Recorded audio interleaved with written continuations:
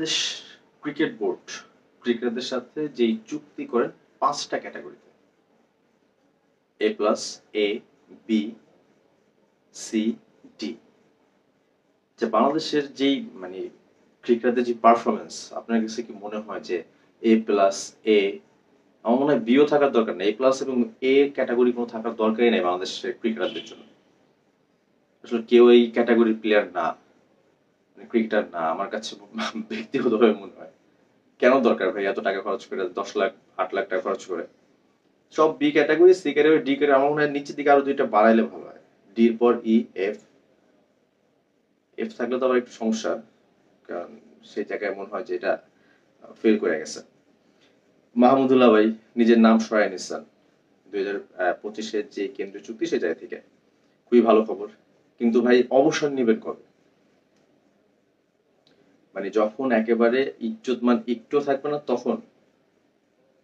মানে আমি যদি বলি যে personally as a human being মাহমুদুল্লাহর মতো মনে হয় না, খুব কম মানুষই আছেন। তবে একজন ক্রিকেটার হিসেবে যতটুকু দেয়ার আমার মনে হয় তিনি ততটুকু দিয়ে গেছেন। এখন তার দরকার আসলে সম্মানের সাথে বিদায় নেয়া, যেটা মুশফিক মানে একেবারে কথা ওঠার পর শেষ সময় এসে করেছেন। এটা কিন্তু মাহমুদুল্লাহ করা উচিত। এখন তার যে কোনো সময় একটা স্ট্যাটাস লেখা উচিত যে দেশবাসী আমার যা দেওয়ার দিয়ে দিচ্ছে, শেষ। কারণ আপনারা জানেন যে তিনি কিন্তু অলরেডি কিন্তু টেস্ট এবং টি-20 থেকে অবসর নিয়ে নিয়েছেন। এখন যারা একটা ফরম্যাট রয়েছেন সেটা কিন্তু চ্যাম্পিয়ন্স ট্রফিটাই কিন্তু তার একবারে মানে তার ঘোষণা দিয়ে যাওয়া উচিত ছিল যে চ্যাম্পিয়ন্স ট্রফি হচ্ছে আমার শেষ। তাহলে কিন্তু বেস্ট একটা তিনি বিদায় পেতেন। আমার মনে হয় যে তিনি পাকিস্তানের মাটিতে পেলেও ভালো হতো, যে শেষ ম্যাচটা অন্তপক্ষে খেলে তারপরে চলে আসতো। আপনার স্মিথ দেখেন যে ভাই, স্টিভেন স্মিথ যে কিনা রান করছে না, মানে সবাই দলের কেউ রান পাচ্ছে না, সেই জায়গায় তিনি রান করছেন, সেই জায়গায় কিন্তু তিনি বিদায় নিয়ে নিচ্ছেন। তো বাংলাদেশে আসলে এই গার্ডসটা আসলে ক্রিকেটারদের মধ্যে নাই।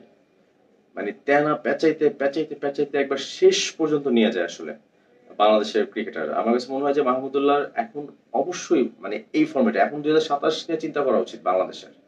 আর সেই জায়গায় আমরা এখনো চিন্তা করি, পিছনের চিন্তা ভাবনা করি যে কে কি বলবে।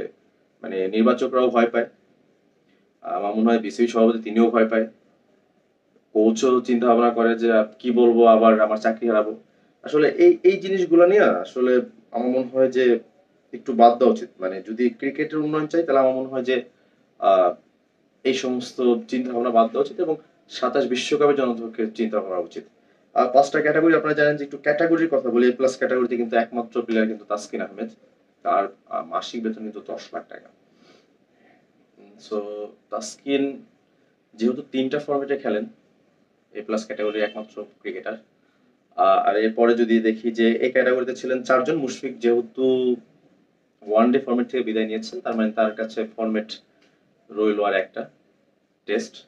তো সেই ক্ষেত্রে আমার মনে হয় যে তিনি এখন বি ক্যাটাগরিতে নেমে যাবেন। তাদের বেতন কিন্তু 8 লাখ করে 3 জন, নাজমুল শান্ত, মেহেদী হাসান মিরাজ, লিটন দাস। আসলে নাজমুল শান্ত এই ক্যাটাগরির মানে কোনো সার্ভিসই দিচ্ছে না। আমার মনে হয় তিনি আসলে ডি ক্যাটাগরির সার্ভিস দিচ্ছে। তো এক ক্যাটাগরির তিনি হয়তো বা ক্যাপ্টেন দেখে হয়তো বা তাকে এই ক্যাটাগরিতে রাখা হয়েছে। আর মেহেদী হাসান এবং লিটন দাস ব্যাটিং এ অনেক চেষ্টা করছেন, দেখা যাক। ওয়ানডেতেও বাদ পড়েছেন, কিন্তু টেস্ট আর টি-20টাতে তিনি তার চেষ্টা অব্যাহত রেখেছেন। দেখা যাক পরের সিরিজে কি করে। জিম্বাবুয়ে আসতেছে, হয়তো বা সেখানে ভালো কিছু একটা হবে। এরপর আছে বি ক্যাটাগরিতে যদি দেখি যে মমিনুল, তাইজুল, মাহমুদুল্লাহ ছিলেন। হয়তোবা মাহমুদুল্লাহ তাকে যদি চুক্তিতে রাখা হয়নি, তার মানে তিনি এই ক্যাটাগরিতে বাদ পড়বেন। বি ক্যাটাগরিতে 6 জন মাহমুদুল্লাহকে বাদ দিয়ে, তাদের কিন্তু স্যালারি 6 লাখ করে। Nahid Rana, it's okay. নাসুম হাসান মাহমুদ তিনিও ঠিক আছেন। তাওহিদ হৃদয় বি ক্যাটাগরি ঠিক আছেন। মুস্তাফিজ ওকে। তাইজুল, মুমিনুল ভালো করছে অন্ততপক্ষে টেস্টে। এবার যদি সি ক্যাটাগরিতে দেখি, সি ক্যাটাগরিতে কিন্তু সব থেকে বেশি 8 জন ক্রিকেটার বাংলাদেশে। সেখানে সাদমান, সৌম্য, জাকের আলী, তানজিদ, শরীফুল, রিশাদ, তানজিম এবং শেখ মেহেদী। দে আর অল গুড। এদের নিয়ে আসলে আমাদের ভবিষ্যৎ চিন্তা ভাবনা করতে হবে। আবার 2027 বিশ্বকাপে আমরা কিভাবে হারবো, এদের নিয়ে আসলে চিন্তা করতে হবে। আমার মনে হয় খারাপ না, 4 লাখ টাকা করে তাদের মাসিক স্যালারি বিসিবি থেকে পায়। আর ডি ক্যাটাগরিতে আছেন 2 জন, নাসুম আহমেদ এবং খালেদ আহমেদ। তারা আসলে বেশিরভাগ সময় কিন্তু রিজার্ভ হিসেবেই থাকে। সুযোগ পেলে হয়তোবা নাসুম মাঝে মধ্যে কাজ করে, খালেদ মাহমুদ ওটা করতে পারে না। তবে এই যে 22 জন ক্রিকেটারের একটা লিস্ট, সেই জায়গায় কিন্তু এখন কমবে। একজনের নাম মাহমুদুল্লাহ নাম।